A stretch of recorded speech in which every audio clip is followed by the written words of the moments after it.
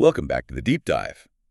I want to start today with a feeling that, well, I think pretty much everyone listening has had recently. Oh, I think I knew exactly where you're going with this. Yeah, you probably do. You walk into the grocery store, you grab the exact same cart of items you've been buying for, I don't know, 5 years. Hi. The basics. Eggs, milk. Exactly. Eggs, milk, maybe a steak if you're celebrating something. And you get to the register, the total comes up, and you physically recoil. It's that exact moment of shock. You look at the receipt and you genuinely think, wait, did I accidentally buy a used car? Yes. And the immediate reaction after that is usually to check your bank account. Mm-hmm. And maybe the actual number sitting in your account is higher than it was 5 years ago. Yeah. So technically you have, quote unquote, more money, Yeah. but you feel poorer. You feel much poorer. And that disconnect right there, that sinking feeling in your stomach, that is the absolute core of what we are unpacking today. Right. We're going to be looking at excerpts from a fascinating piece called The Anatomy of Money and the Illusion of Wealth. And frankly, the source material is, it's a bit of a red pill. It really is. It basically argues that we're all suffering from this massive collective hallucination regarding what money actually is. Yeah, it calls it a category error. Like, we confuse the map with the territory, or, we confuse the scorecard with the actual game being played. So our mission today for this deep dive is to completely dismantle that illusion. Let's do it. We're going to figure out why printing more money doesn't magically make a country rich. We're going to open up some Russian nesting dolls to understand the banking system. That's my favorite part. Yeah, it's such a good visual. And then we're going to look at the magic formula that explains that exact grocery receipt we just talked about. And we're going to do all of this without turning it into some boring, dry econ lecture. We are actually going to start on a desert island. Let's go there. So the source material sets the stage with a very stripped-down economy, just to make the concept super clear. Right. We have these two characters, Sean and Annie. Yeah. And they are stranded on this island. So we have to forget the Fed, forget crypto, forget stock options. This island economy is totally closed. Just the two of them. Just them. And there are exactly 10 gold coins in circulation on this island. And crucially, there are exactly 10 coconuts. Okay. That is the entire wealth of the island. 10 coins, 10 coconuts. I'm assuming the exchange rate here is pretty obvious. It's exactly 1-to-1. One coin buys one coconut. It's just simple supply and demand. Right. But then the source throws a massive wrench into the gears. It asks us to imagine that Sean is just walking down the beach one day and he trips over a buried pirate chest. The ultimate dream scenario. Exactly. He cracks it open, and inside are 10 more gold coins. Okay, so Sean is absolutely ecstatic. In his mind, he just doubled his net worth. He's rich. Yeah, that's the totally intuitive reaction. Anyone would feel that way. But walk me through what actually happens next. Sean runs back to the village with his 10 shiny new coins. Right, he wants to feast. He wants to buy coconuts. Okay, so he hits the market. But wait, Annie hasn't been out there growing more trees overnight?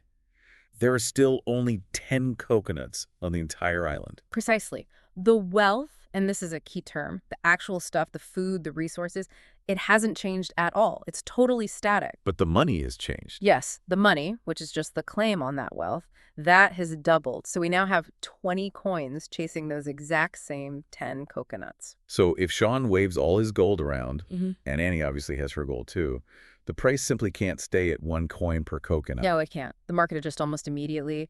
If you have twice as much money chasing the exact same amount of goods, the price of a coconut eventually has to settle at 2 coins. Meaning Sean isn't actually any richer. Not in real terms, no. He has a lot more heavy metal in his pocket, sure, but he can eat the exact same amount of coconut as he could the day before. This was the first really big aha moment for me when reading the text.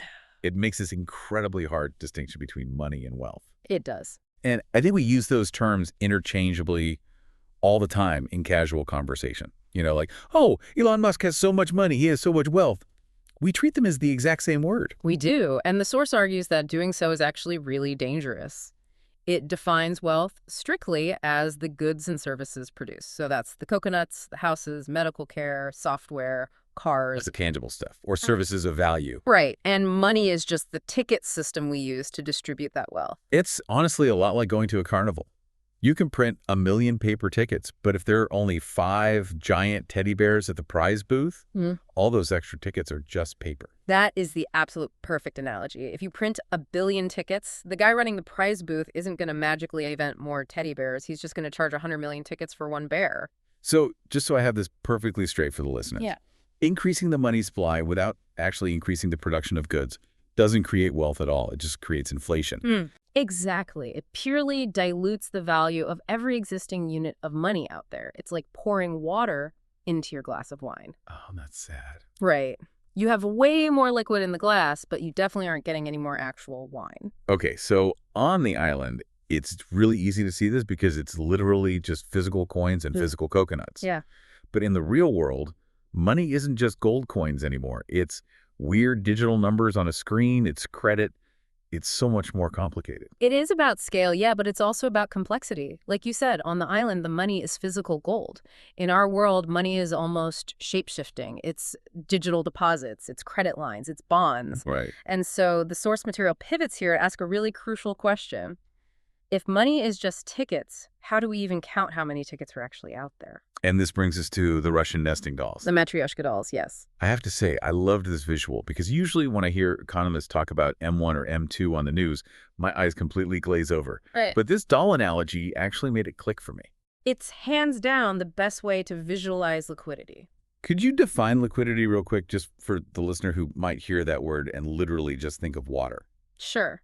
Liquidity simply means how easily can I spend this asset right this very second. Okay. So cash in your hand is 100% liquid. You hand it over, transaction done. A house, on the other hand, is highly illiquid. Because you can't buy a coffee with a brick. Exactly. You have to list it, sell it, wait for escrow, pay a bunch of fees, and then months later you finally get the cash. So the money supply in an economy is measured in these distinct layers of liquidity. Okay, so let's open up the dolls. Let's start with the tiny one right in the center. The baby doll. That's M0. That's M0, also known as the monetary base.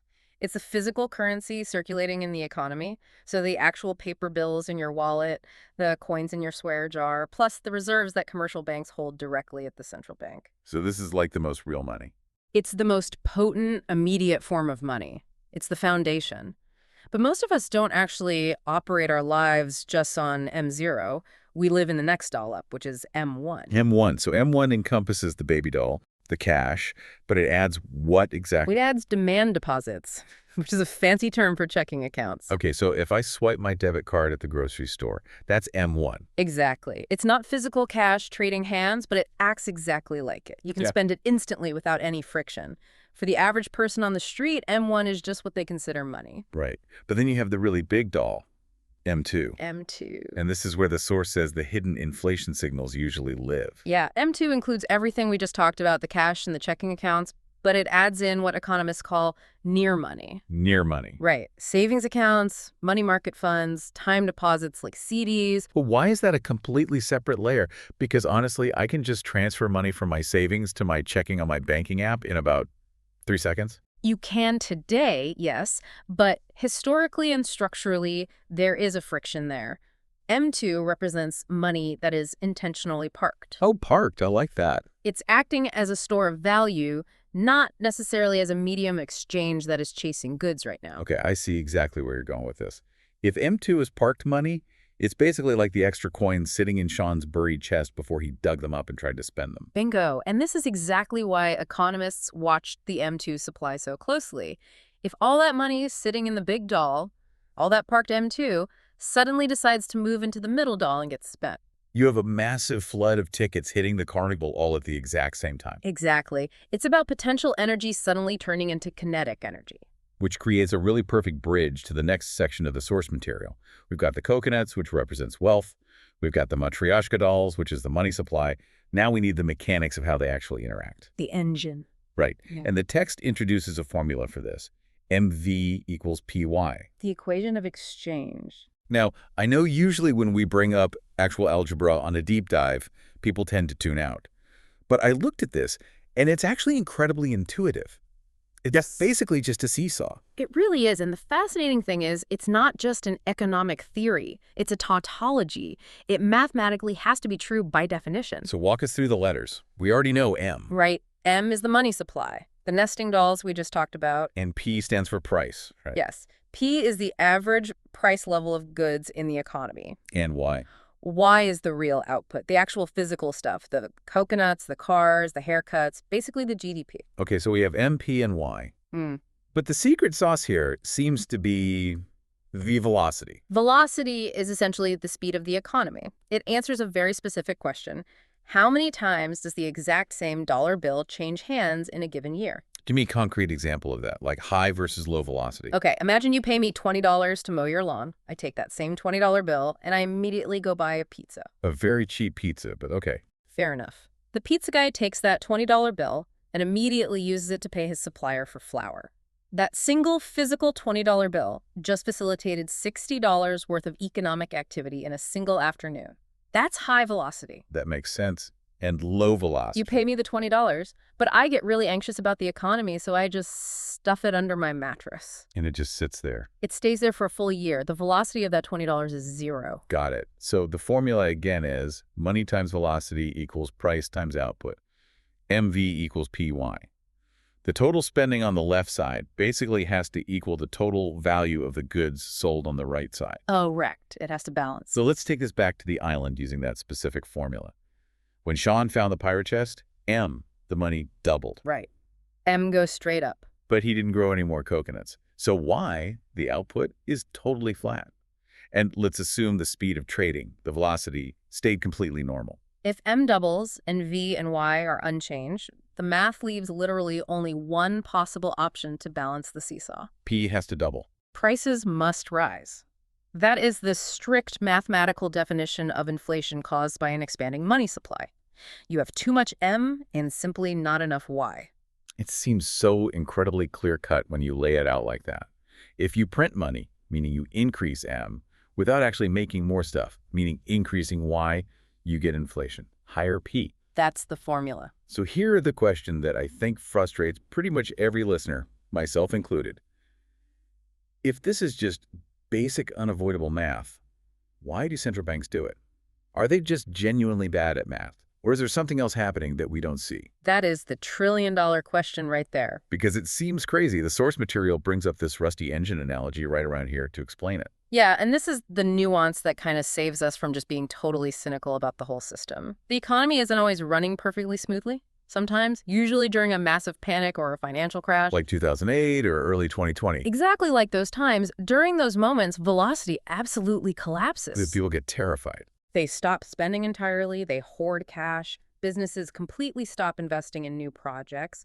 So in our little formula, V drops like a stone. And if V drops, the entire left side of the equation, the M times V, it just crashes. Which means the right side, the P times Y, has to crash as well. Prices plummet, which is deflation, and output collapses, which is a massive recession or a depression. That is what the source calls the rusty engine. The gears just completely seize up. So the central bank is looking at this seizing engine and they say, okay, we need to get these gears moving again. Right, and their primary tool to do that is oil. And in this metaphor, the oil is money. This is what quantitative easing actually is. They inject massive amounts of new M into the system. But they aren't doing it to make everyone rich. No, not at all. And this is a really critical distinction to understand.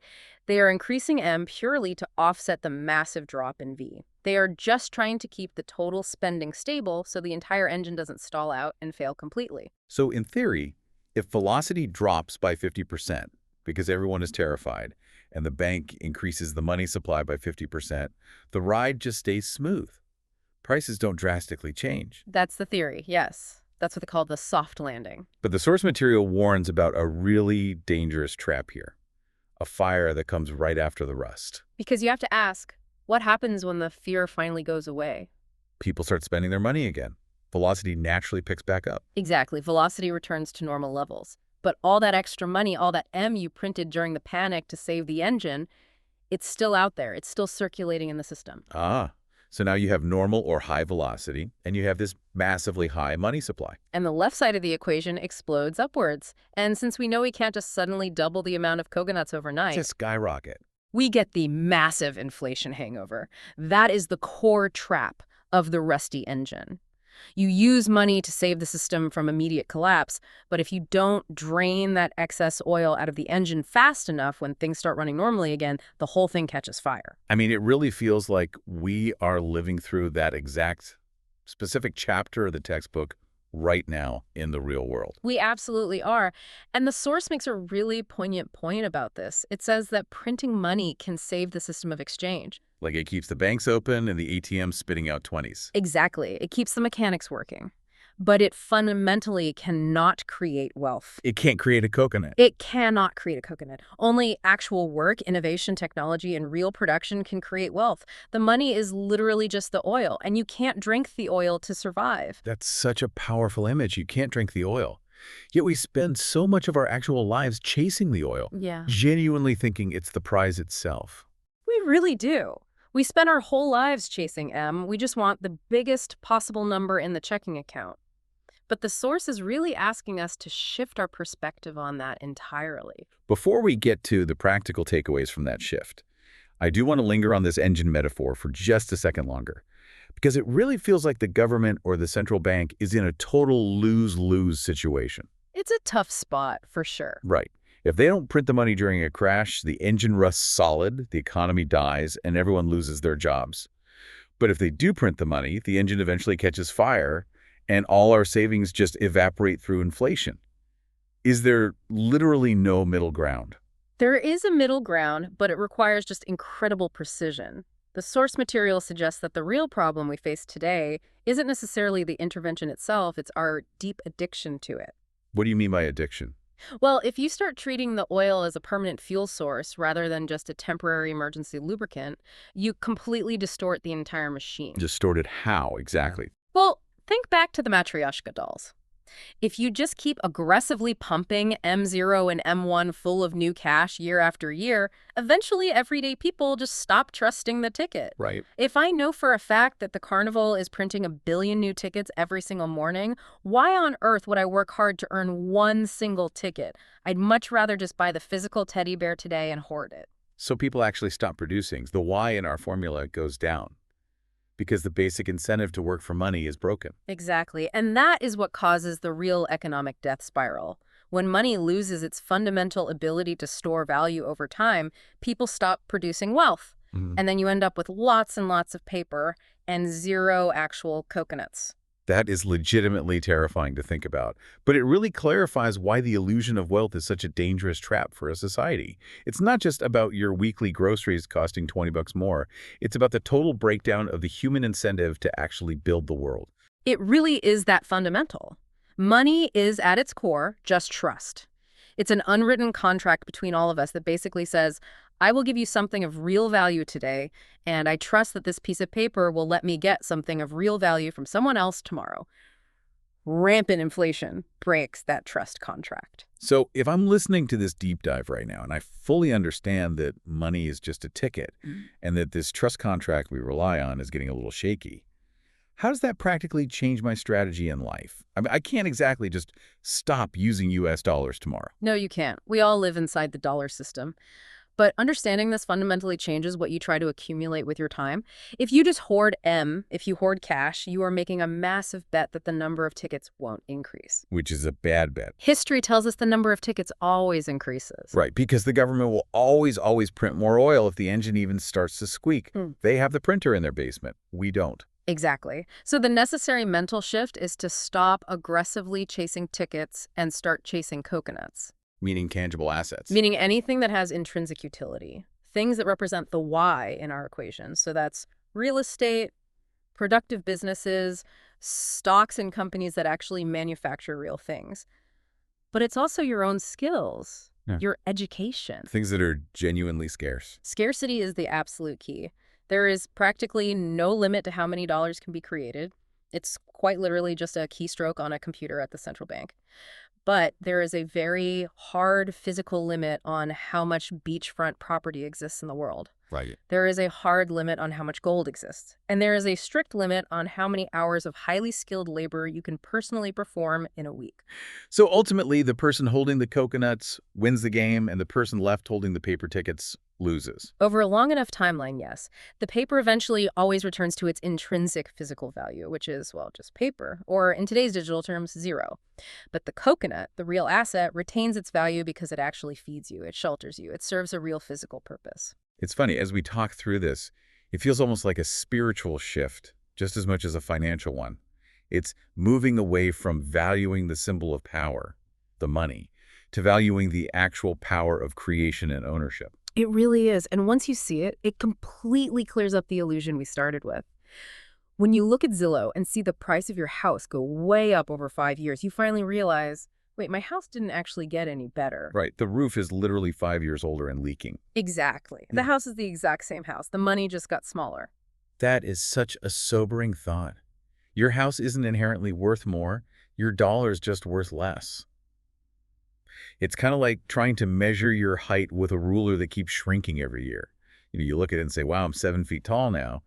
But no, the ruler is just 6 inches long. That's the Matryoshka doll trick right there. The dolls are multiplying, but the actual prize hidden inside them hasn't changed at all. I want to wrap up this deep dive with a little thought experiment for you listening at home. Based on everything we've talked about today, from Sean on his island to the rusty engine of the economy, what is one specific thing you can do differently starting today? And I don't mean essentially go buy this specific stock. I mean a fundamental mindset shift. I would say sit down and really look at your expenses and your income and categorize them differently. Ask yourself, are you trading your limited time, which is highly scarce, for money, which is totally infinite? And if you are, how quickly are you converting that infinite money into scarce, real assets? Oh, I really like that framing. Speed matters. Speed absolutely matters. Velocity matters for you personally, too. If you just sit on a pile of cash in a high-inflation environment, you are essentially an ice cube melting on the sidewalk in the sun.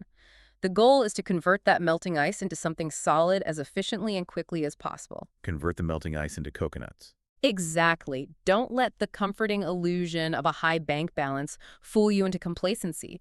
The number on the screen is just a number. Your actual buying power in the real world is the only reality that matters. Well, I think we have very successfully dismantled the illusion today, even if it does make checking the grocery store receipt a little bit more painful next time I go. Hey, at least now you know exactly why the number is higher. It's not the cows suddenly charging more for their milk. It's just the oil in the economic engine catching fire. Knowledge is power, right?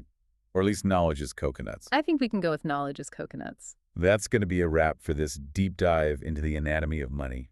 We really hope this discussion helps you look at your wallet and, honestly, the entire world economy with a slightly sharper lens. Keep your eyes focused on the real wealth out there. Thanks for listening. We'll catch you in the next one.